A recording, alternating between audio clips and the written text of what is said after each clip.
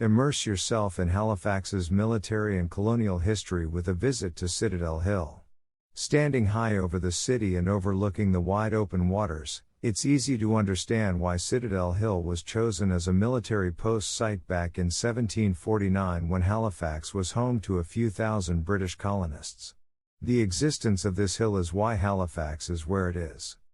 As the years went on, though never attacked, the citadel required rebuilding several times, beginning as a wooden garrison and eventually becoming the star-shaped fortification it is today, similar to the one in Quebec City.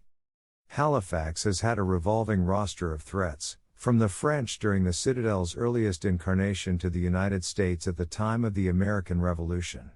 During the World Wars, Citadel Hill served as soldier barracks and a command center for Halifax Harbour defenses. Today, visitors can explore the ground alone or with a guide, see a changing of the guard, watch the cannons go off at noon daily or tour the on-site museum. The Halifax Citadel is open between May and October and requires a paid admission for entry.